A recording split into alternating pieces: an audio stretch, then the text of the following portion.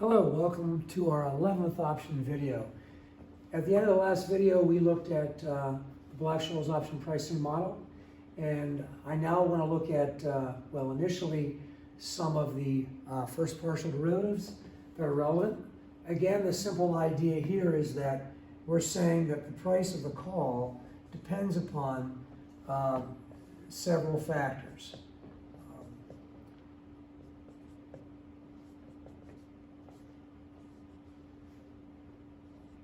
Okay, call is a function of stock price, exercise price, remaining time to expiration, risk-free rate, and expected volatility, which I show here as sigma up here. Okay, and so the idea is the market price of the call option can change when these change. Remember, X is not going to change. That's a characteristic or an attribute of the option. So, but the price of the call can change as stock price changes, as time ticks away, as the risk-free rate changes, and as expected volatility changes, the expected volatility of the market participants at the margin. So, an interesting issue here is what is the sensitivity of the option price to a change in one of these factors?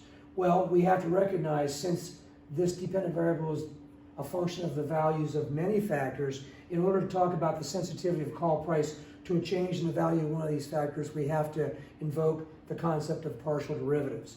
And so here I want you to understand how the concept of a partial derivative relates to this Black-Scholes option pricing model, and then we'll do some analysis using Excel spreadsheets to actually graph and visualize what's going on. So the names of some of these first partial derivatives are important. So partial C, partial S. The change in the value of the call option associated with a given change in stock price is a first partial derivative, and it is known as delta. Delta. It's the change in the price of the call associated with a given change in stock price, assuming nothing else that impacts call price is changing, and its name is delta. We're going to see that it's important to know what happens to delta. Delta itself is a function of many things. So this first partial derivative is itself a function of many things, and so we're also interested in partial C, partial S, partial S. Okay, so this is the second partial derivative of call value with respect to stock price, and that's gamma. And this is simply saying that gamma is the rate of change of delta. Just like delta is the rate of change of call price associated with a given change in stock price, assuming nothing else that impacts call price is changing, gamma is just the rate of change of delta itself. We're going to see that. It may be a bit complex. We'll see that in great detail later. Back to an easier one, partial C, partial T. The change in the value of the call associated with the change in time, which will always be time ticking away, is known as theta. Okay? These delta, gamma, theta are sensitivities. They're the sensitivity of the call price to a change in something that impacts call price. There's another, partial C, partial EV, is known as kappa, and also sometimes known as vega. These collectively are referred to as the option Greeks. It's just that vega isn't a Greek letter, so kappa. And then there's partial C, partial R, which is known as rho. That's the sensitivity of call price to a change in the risk-free rate. This kappa or vega is the change in the call price associated with a change in expected volatility. And these are all very, very important in understanding why option prices behave as they do. So again, these collectively are known as the option Greeks. Delta, gamma, this is the second partial. So delta, theta, vega, and rho.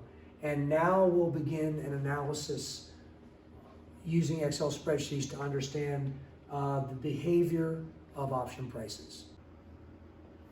So what you're looking at here is an Excel spreadsheet that will help us understand how option prices behave as they do.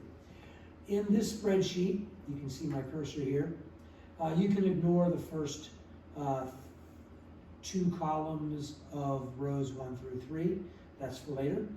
And you see here S, stock price is 60 by assumption. Strike price also 60. Oh, by the way, whenever the stock price and the strike price are one and the same, we say that that option is at the money, at the money. Here the value of T is 0.25 years or 3 months. On the spreadsheet I'm using ST for sigma, indicating standard deviation, the standard deviation symbol that really is reflecting expected volatility. And here I have that value assumed as 0.2. And then I have RF indicating risk-free rate. And here I have that value at 0.05, okay? So those are the assumed values for the factors that influence the price of options. Over here is a data table. Okay, over here is a data table, and this cell right here is showing us the value of a call, and these numbers down here represent different values for stock price, and in the first row, those values are reflecting different assumptions as to the remaining time until expiration. Okay, so this type of data table has the formula that's being calculated right here. And then, for example, the value in this cell right here, 1.172871, for example, is the value of the call if the stock price is 59 at a time when the remaining time to expiration is 1/10 of a year, while the value of all the other factors that influence the options price are as defined elsewhere. For example, expected volatility ST is 0.2, risk-free rate 0.05, and strike price 60. Okay, so that's what's doing here. And so then down here I have a diagram that's getting the values from this data table. And on the vertical axis here is the per share option value, not profit diagram, but option value. And now what's different from what we've seen before is that it's per share. In other words, we're simply not multiplying by 100. So this 5.00 would really be 500.00 if we were doing it as we've done in the past. On the horizontal axis here, we have various stock prices. It's choosing to show us every $2. And then we see 4 lines appearing, different colors. We have navy blue, magenta, yellow, and turquoise. And these 4 lines are showing us the Black-Scholes option pricing model estimate for the value of the call option based upon 4 different assumptions as to the value of time remaining to expiration. And those assumed values are, this is my proxy for 0, a decimal point, 6 zeros, and the number 1. This is 1/10 of a year life remaining, that's 2/10, and that's 3/10 of a year life remaining. And of course, they're being charted down here. As we go up, we're getting longer lives, as explained in an earlier video, using a diagram on the board. So, what we see here, again, and it's most easily seen if we choose a specific option price. Let's choose 61. Now 61 doesn't show down here, but we know that it's there. So this says, if I point at this point, it shows us the abscissa and the ordinate, and you can see there the values are 61 and 1.00. indicating that if the stock price is 61, the per share value of the option would be 1. Multiply that by 100, you get 100, and that is perfectly logical. And that's if the option is expiring. All that would be remaining would be time value, all that would be remaining would be intrinsic value, and the intrinsic value would be the maximum of 61 minus 60, or 1 or 0, and 1 is bigger than 0. 1 times 100 would be 100, but here we just have the 1. Now, if the option, on the other hand, has 1/10 of a year's life remaining, the diagram is showing us that the price would be estimated at $2.26. And the difference is time value. There's still $1 of intrinsic value if the stock price is 61, but the difference is time value. So here we have $1.26 of time value. Now, going straight up, now this yellow line assumes that the option has 2/10 of a year's life remaining, and we see the estimated price is $3.04. Well, if the price is 61, and therefore we subtract 60 from 61, we of course still have $1 of intrinsic value, and hence the difference, $3.04 minus $1, or $2.04, would be time value. And here, assuming the option has 3/10 of a year's life remaining, we see the estimated price, according to Black-Scholes, would be $3.68 per share, or per share equivalent, or $368 for the option. If I subtract the $100 of intrinsic value, that leaves us with $268 of time value. And so this chart here shows us clearly the convex nature of the relationship between call value and stock price that exists prior to option expiration. And we can see that clearly on the magenta, yellow, and turquoise lines. Now let's look at a put option and see what the value diagram looks like, both as of the moment of option expiration and prior to that. And here we see the 2-segment straight line is the put value as of option expiration. The magenta, yellow, and turquoise lines are the value of the put estimated per the Black-Scholes option pricing model prior to option expiration. From magenta to yellow to turquoise, 1/10 of a year, 2/10 of a year, and 3/10 of a year life remaining, respectively. Now, using the Black-Scholes option pricing model does cause problems at times because, again, it's a European option pricing model.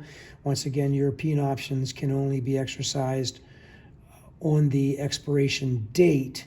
And on this graph here, we can see it, the problem. So I'll illustrate that for you in a moment here. And I'm going to do things that will make it become more of a problem. And here we go. Now, when you look at this diagram here, you can see quite clearly that for values of stock price at option expiration in this general area down here, in this example, as you can see, the assumed exercise price is 60.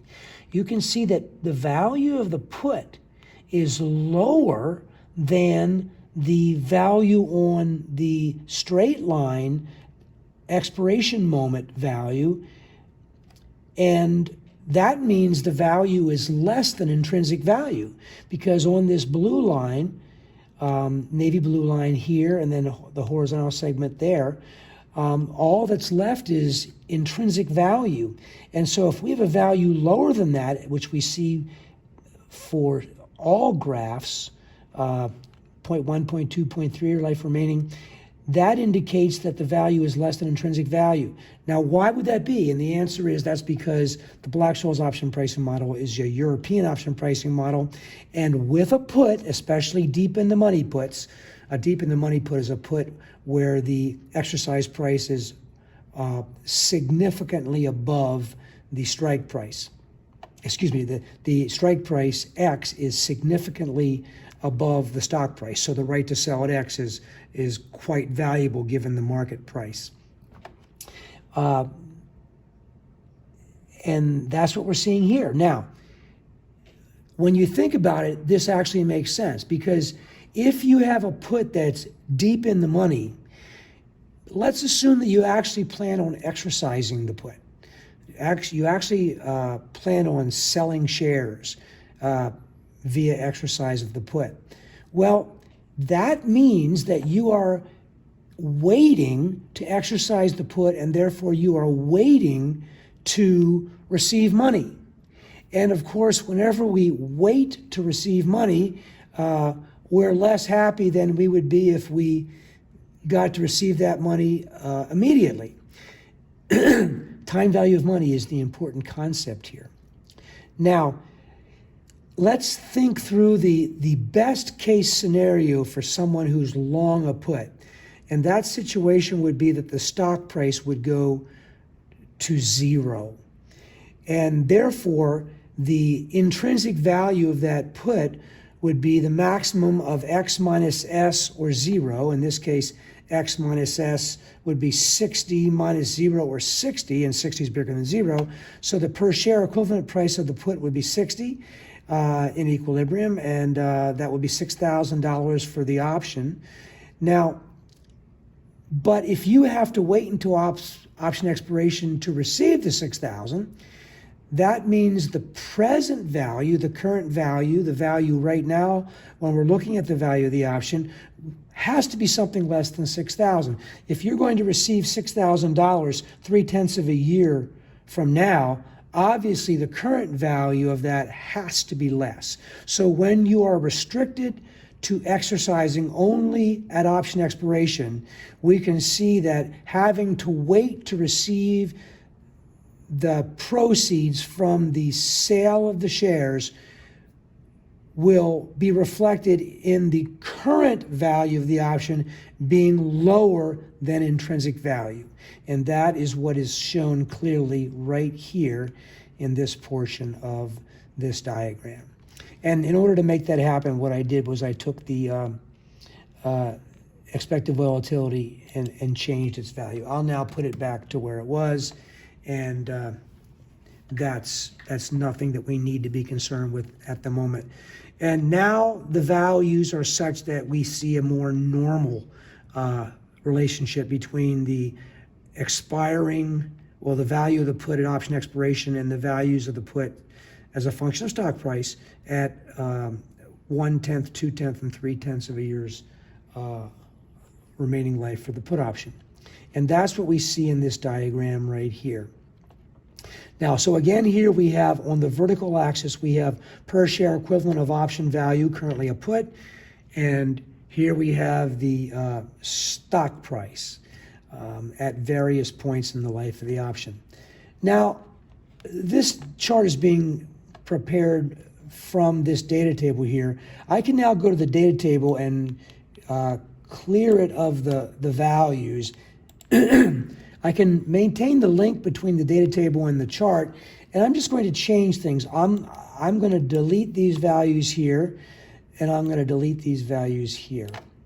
But I'm going to keep the link alive, and I'm going to redefine the variables. So here I'm now going to put 0.000001, and then point 0.1, and then 0.2, and then drag this down 0.9. And I haven't told Excel yet, but those are different values for time until expiration. And now I'm going to put different values for the options strike price. I'm going to put 50 and 55 and 60 and 65. Now, I haven't told Excel this yet. I'm just thinking to myself, that would be great. Now I'm going to tell Excel what I did, and Excel is going to draw us another chart, and we're going to study that chart. The link between the data table and the chart area down here, the graph area. So what I'll do now is I'll tell Excel what I've been thinking as to these being the values for time to expiration and these being values for strike price. I highlight the entire area, entire rectangular area. I go up here to my data, and I go over here to what if analysis, and I click on data table. And then the cursor's at the row input cell area of the window, and those are different values for strike price. So it's asking me what are those values for, and those are different values for strike price. Now I'll move the cursor down here to the column input cell, and that's this column here, and those are different values for time until expiration. So I'll click on the T and tell them that's what that is, and then I'll press OK. And it will populate the data table with the values, and it will prepare the chart. And that's what we see down here. And so now what we have is a different relationship. I'll change this. This is option value versus time until expiration, right? And I still have the call up here. And excuse me, I still have the put up here. Now let me change it to a call. The way this spreadsheet's built, I can just type in C equals CALL. I named a cell call, and there we go. And now we're going to talk about this one in some detail. Now that we have a call option as a function of time to expiration, we have 4 lines in the 2 space, and the reason we have that is because we've got 4 assumed values as to the strike price of the call option. Now, these are different values for time until expiration. These are different values for strike price. The other 3 variables that affect the value of the call are risk-free rate, and that value is assigned here. It's still 0.05. Expected volatility is still, I'll put it at 0.2, set it at 0.2. And the assumed stock price is 60. So stock price still 60 by assumption. The expected volatility shown as ST is 0.2, and the risk-free rate 0.05. And with that, we get this chart down here. And if we want to see what values were used to constitute a specific line, we just click on the line, and it highlights the area up here. So here are my X values, and here are my Y values. So this tells us this is the 65 strike call. This is its own line. This yellow line here is the 60 strike call. This magenta line here is the 55 strike call, and this navy blue line here is the 50 strike call. Now let's look at this 50 strike call. Here we have time to expiration on the axis. As time ticks away, we effectively move toward the vertical axis. We're moving toward the 0 value on the horizontal axis. And this is the price path as time ticks away, according to the Black-Scholes option pricing model for this call. And let's think about why the vertical intercept would be 10. Well, it just makes sense, because if the assumed stock price is 60 and the strike price of the call is 50, having the right to pay 50 when the market price of the stock is 60 is worth $10 per share, and I have per share equivalents on this axis. So when the option expires here, time to expiration would be 0, and all we'd have left would be intrinsic value, and the intrinsic value on a per share basis is $10. The value of the option, of course, would be 10 times 100, or $1,000. So here we see that. Now, the magenta line is for the 55 strike call, and for the same reason, its vertical intercept is at $5 because If the stock price is assumed to be 60 and the strike price is 55, then at option expiration, when timed expiration is 0, all you have is intrinsic value, and S minus X in this case would be 60 minus 55 or 5, and hence there's our vertical intercept. And of course, prior to that, we've got time value, and the Black-Scholes model is estimating a call value that's higher. When we have 9/10 of a year's life remaining, this call value is estimated to be $895, 8.95 on the per share equivalent. And then as time ticks away, the value goes here to this value. Now, this decay in the value of the call that's shown on this magenta line is due to the passage of time. Along this line, the only value that's changing is time until expiration. So the slope of this line would be the partial derivative of call value with respect to time, or partial C divided by partial T, and that, as you may remember, is theta. So the slope of this line at any point is theta. And we see here that as time ticks away, the value of the option falls ceteris paribus. That assumes that nothing else is changing in value. So it's clear that since the value of the call option falls as time ticks away, ceteris paribus, all else equal, nothing else changing, that if we bought this call option, theta would be our enemy because we paid this and it ends up being worth this.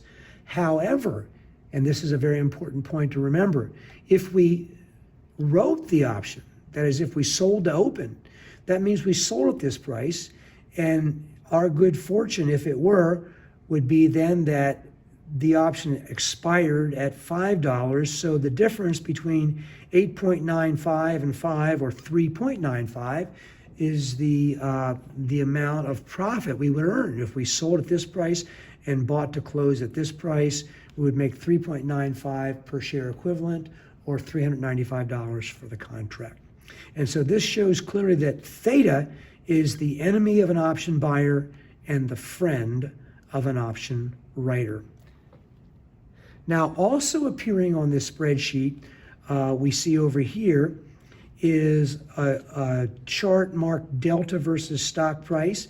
And this is showing a graph of the first partial derivative of option value with respect to stock price, delta, as a function of stock price. So in other words, what we're saying here is that as stock price changes, so too does delta. As stock price changes, so too does the sensitivity of the call price to a change in stock price change. And that first partial derivative is simply calculated as ND1. And we can see this shape here that describes the relationship between call delta and stock price, and it's a sigmoidal shape. It's approaching but will not hit 1. As we go to higher values on the horizontal axis, it's approaching but will not hit 0 as we approach the value of 0 on the horizontal axis. Now here, the chart is not presented to show 0, but that is what it would be if the chart was so prepared. So that sigmoidal shape, that flattened out S shape, is what is illustrating the relationship between delta and call value. Now, it just so happens that ND1 is delta. The first partial derivative of call value with respect to stock price is ND1. It's also true that the first partial derivative of put value with respect to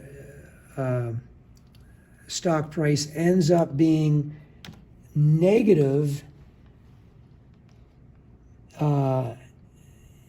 N minus D1. So I will choose this. Oops. I must have hit the wrong cell. I see, I didn't hit the minus sign correctly. Backspace, minus sign, there we go. And so there is minus ND1. And so what we have now is delta versus stock price, but for a put. You'll notice that we're now in the fourth quadrant. Very important, you'll also notice that the shape of this curve is identical. In other words, the shape of the delta curve is the same for a put as it is for a call. It's just for a put, it appears in the fourth quadrant, whereas we saw that it appeared in the first quadrant for a call option.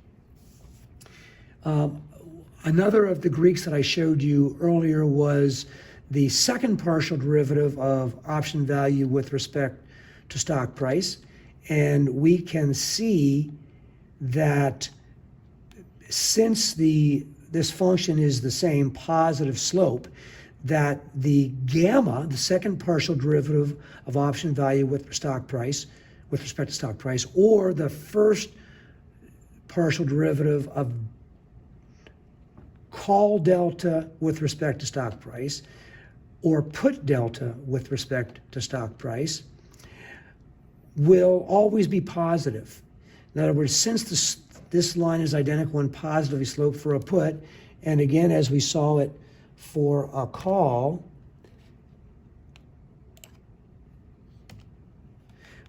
had the same positive slope, the rate of change of that line will always be positive. And then down here in the spreadsheet, we see this yellow line here, rising, then falling, hitting a maximum value approximately at the strike price, 60.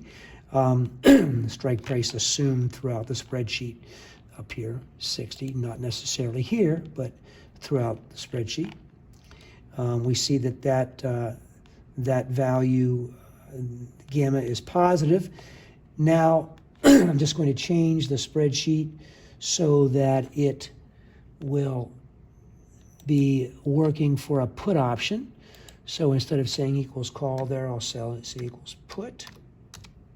And over here we see now that we have the relationship between the delta of a put and stock price down here in the fourth quadrant. But as I mentioned earlier, the gamma, the second partial derivative of put value with respect to stock price, or the first partial derivative of put delta with respect to stock price, is still in the first quadrant. And that is important to realize. I will scroll down. And here is another incredibly important chart. And this shows, for a call option, the relationship between the delta and stock price. And I have several lines there, as you can see. And since the relationship is always delta as a function of stock price, remember, it's not option value, rather delta here on the vertical axis, and it's a function of stock price. We have lots of lines, and therefore we know that in order for us to have all those lines in a single two space, the value of some other factor that impacts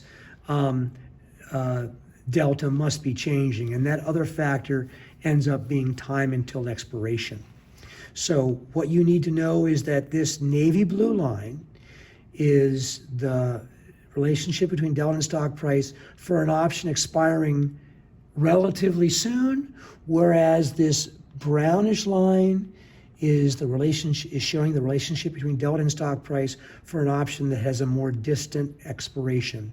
And this gets very easy to see if I just eliminate the in-between values in the chart, so that we're just left with the shortest lived one, the navy blue, and the brownish longest lived one, and we see the delta. Now, one very important thing to note here is that since we're talking about call options, on this chart, as you can see, the strike price is assumed to be 60, standard deviation assumed to be 0.2, risk-free rate 0.05, and the strike price, 60, right about here, is very close to where these lines intersect. And that means that if stock price is lower than 60, the options would then have S less than X, and we say the calls would be out of the money. The right to pay 60 when the stock price is lower than 60 provides 0 intrinsic value. So down here we have calls that are out of the money. Well, up here, where stock price is higher than the strike price of 60, the right to pay 60 when stock price is up here has intrinsic value. So here we're showing the delta for calls that are in the money. So here we have out of the money, here we have in the money. And the important thing to notice, a very important thing to notice, is that for out of the money calls, the longer lived call will have a price that is exhibiting greater sensitivity to change in stock price because it has a higher delta than navy blue line here. And for in the money calls, the shorter lived call has a higher sensitivity to a change in the price of the underlying stock than does a longer lived call. Again, out of the money calls, the longer lived call has greater sensitivity. In the money calls, the shorter lived call has the greater sensitivity of call price to a change in stock price. That's very important to realize. One important thing to know about call options and put options, very important. It is always the case that the change in the value of the underlying stock will always exceed the change in the value of calls and puts on that stock. That's a consequence of delta always having an absolute value less than 1 but greater than 0. It is also true that the percentage change in the price of an option will always exceed the percentage change in the price of the underlying stock. So again, 2 very important things to remember. 1, the actual change in a stock price will always exceed the resultant change in the price of both calls and puts. Secondly, the percentage change in the price of calls and puts as a result of a change in stock price will always exceed the percentage change in stock price. Very important to remember, and that'll be the end of this video number 11.